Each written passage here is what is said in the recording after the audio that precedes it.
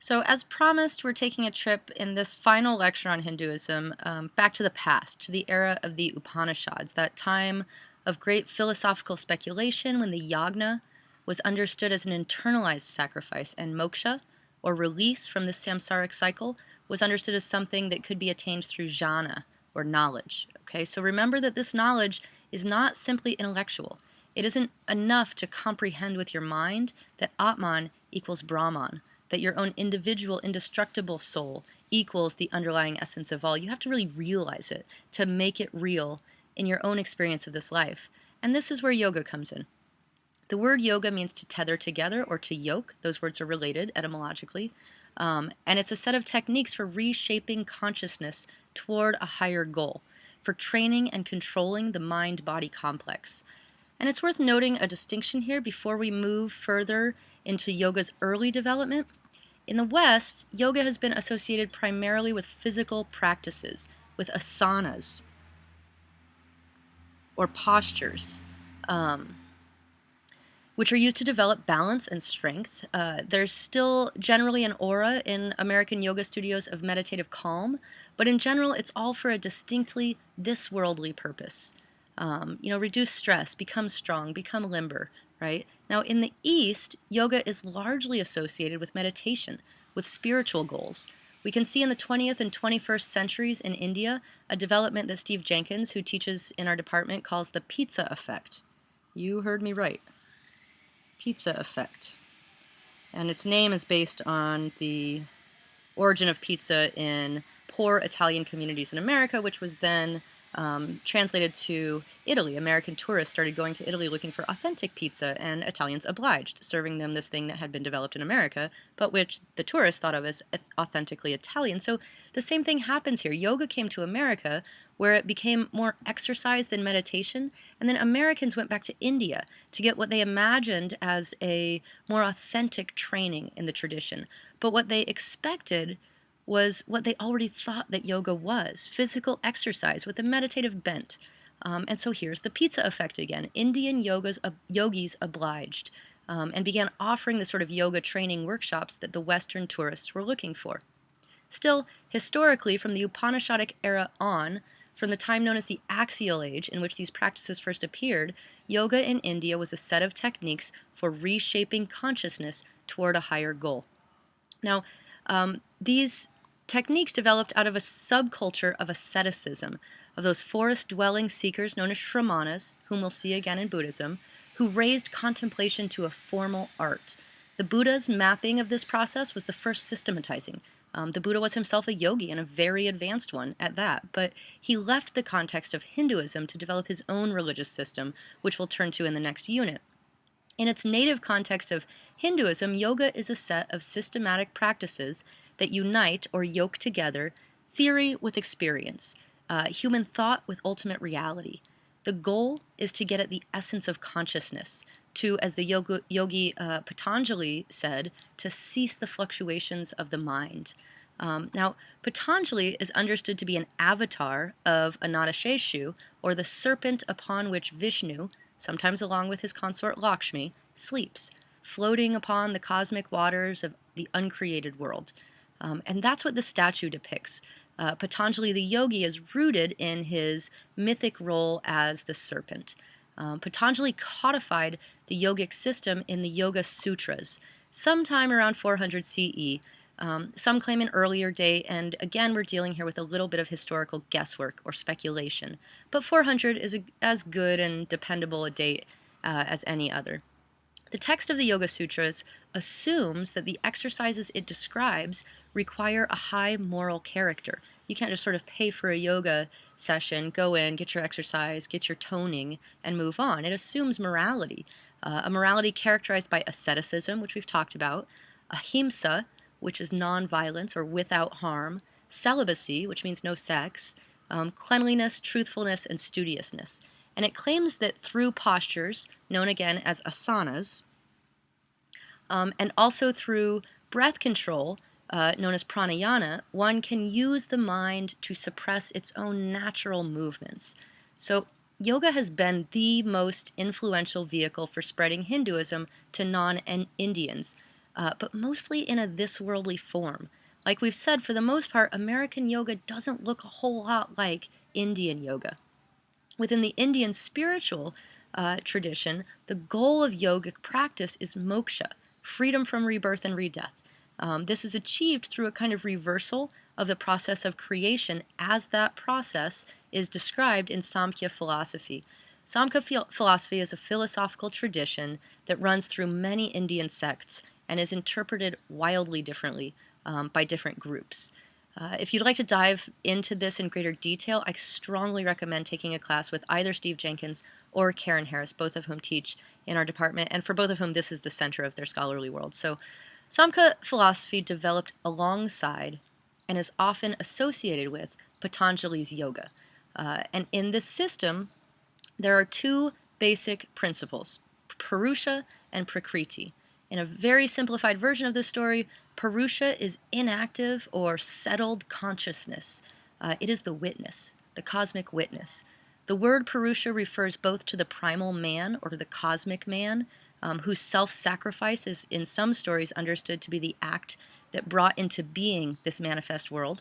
There was this cosmic man Purusha who ripped his own body apart, and from the different parts of his body came into being human and non-human reality. Purusha refers both to that primal man and also to the oneness of reality that underlies Prakriti. Now, Prakriti is primordial materiality, all aspects of the material world. It is also known as Maya, the creative play of the gods, and as such is understood to be illusory, impermanent, having no inherent reality.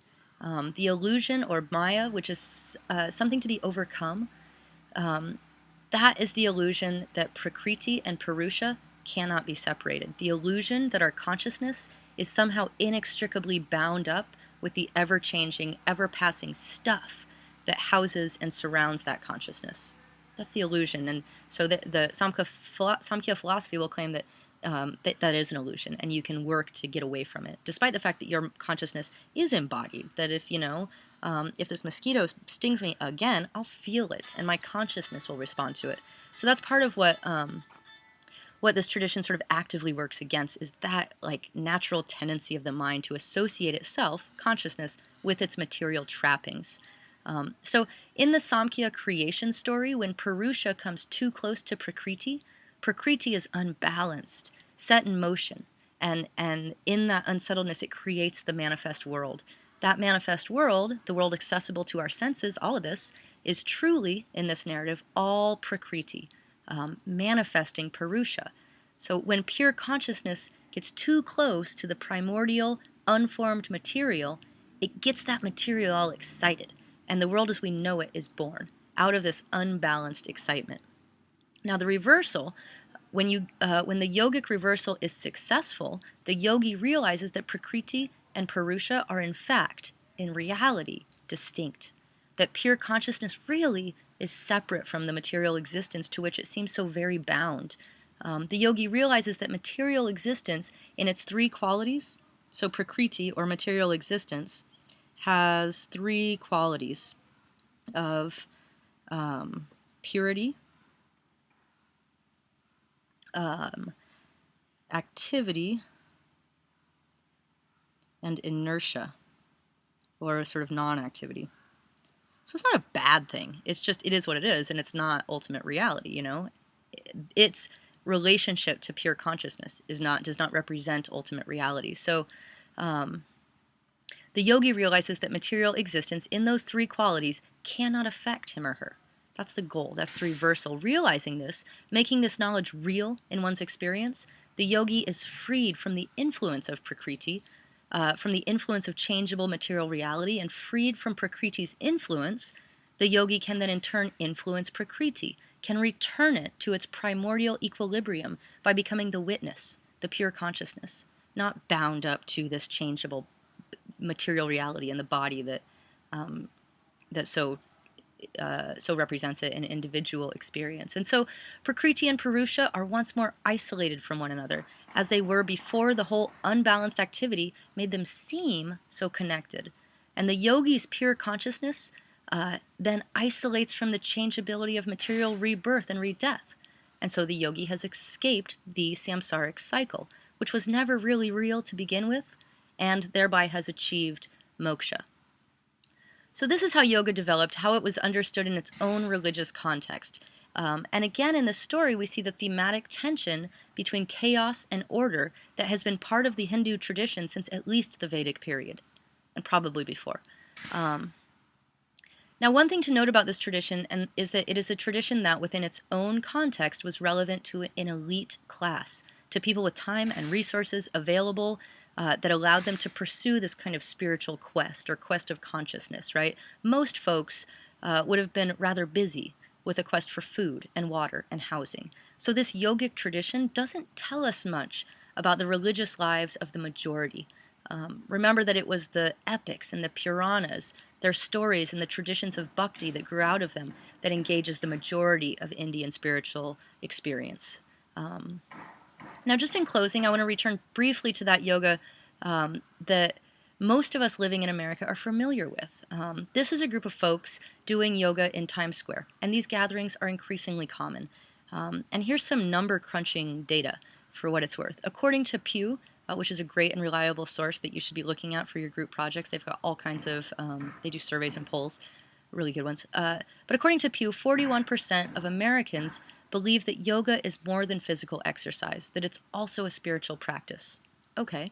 And just shy of 9%, which is statistically significant, just shy of 9% of the American adult population practices yoga, spending, get this, $27 billion, with a B, dollars annually on yoga products and services. Cha-ching, right? And some of these workshops have actually, within the world of religious studies, especially Indian scholars, they've been dubbed cha-ching yoga, so nobody wants to be called that. And it's clearly motivating many Americans towards health, yoga is, in whatever way. And I want to be clear that I am by no means criticizing America's infatuation with yoga or saying that we should stop. But think back to the beer bottle at the end of the last lecture and the question of cultural appropriation that it introduced. The yoga butt is not about isolating one's pure consciousness from the changeability of material rebirth. It's just not. In some ways, it's the opposite. A practice through which one links one's consciousness to this material form. You know, on its own, again, not bad. You know, exercise is good. Anything that inspires Americans to be healthier is good news, right?